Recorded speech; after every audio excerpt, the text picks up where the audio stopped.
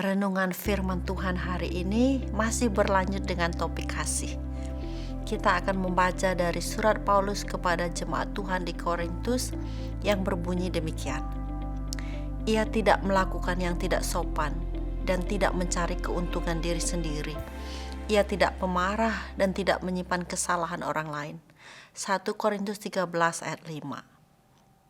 Dari firman Tuhan ini kita melihat ada 4 hal negatif yang tidak dilakukan oleh kasih. Minggu lalu kita sudah membahas bahwa kasih tidak melakukan yang tidak sopan. Sekarang bersama-sama kita akan belajar bahwa kasih tidak mencari keuntungan diri sendiri, atau kasih tidak mementingkan diri sendiri. Sekali dua kali dalam situasi tertentu kita mungkin mengalah dan mau mengutamakan kepentingan orang lain daripada mementingkan diri sendiri. Tetapi bukankah seringkali kita lebih memikirkan kepentingan diri sendiri? Dari anak kecil sampai orang dewasa berebut untuk mendapatkan sesuatu, apalagi kalau sesuatu itu terbatas jumlahnya. Impuls atau dorongan untuk berebut itu pasti muncul. Yang direbutkan mungkin berbeda-beda, tergantung interest masing-masing. Tetapi jiwa berebut itu ada di setiap manusia, karena tabiat manusia adalah egois.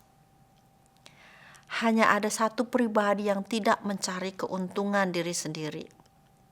Pribadi ini adalah Tuhan kita Yesus Kristus. Dia adalah perwujudan kasih Allah Bapa di sorga kepada umat manusia. Ketika Tuhan Yesus dan murid-muridnya sedang dalam perjalanan melewati daerah Samaria, mereka sangat lelah, haus dan lapar.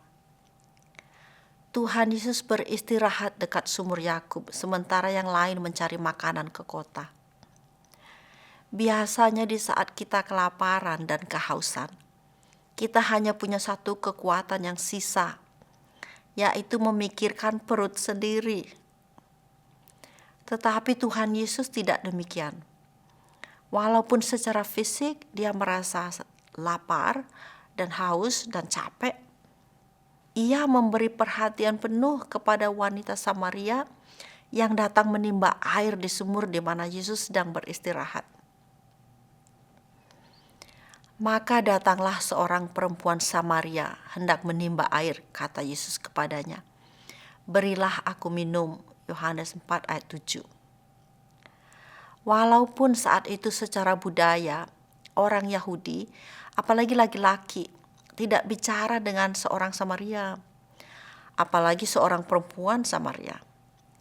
Tetapi Tuhan Yesus menyapa wanita Samaria ini dan memulai percakapan dengan sopan, meminta air.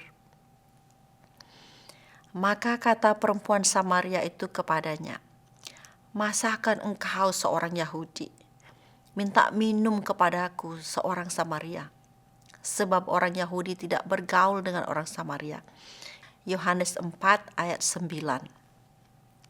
Wanita ini tidak menyadari kebutuhannya akan juru selamat. Tetapi Yesus tahu dan mengerti. Kasih melihat kebutuhan orang lain dan mementingkan kebutuhan mereka. Mungkin Anda belum begitu menyadari kebutuhanmu akan Tuhan Yesus. Tetapi Tuhan tahu dan melihat. Apakah hatimu dipenuhi kegelapan? Tuhan Yesus adalah terang dunia. Yohanes 8 ayat 12. Apakah Anda sedang berada dalam persimpangan dan tidak tahu mau melangkah kemana? Tuhan Yesus adalah jalan dan kebenaran dan hidup. Yohanes 14 ayat 6. Apakah hatimu letih lesu? Tuhan Yesus adalah roti hidup. Yohanes 6 ayat 35. Apakah hidupmu perlu disegarkan? Tuhan Yesus adalah air hidup. Yohanes 7 ayat 38. Apakah hatimu kacau balau? Tuhan Yesus adalah Raja Damai. Yesaya 9 ayat 6. Dan masih banyak lagi. Kita memerlukan Tuhan Yesus di setiap musim hidup. Wanita Samaria ini memerlukan Tuhan Yesus. Tuhan Yesus mengabaikan rasa haus dan lapar, dan dengan sabar Ia menyempatkan diri untuk berdialog dengan wanita ini dan menolong wanita ini melihat bahwa Ia adalah Mesias, yang artinya Sang Juru Selamat, utusan Allah.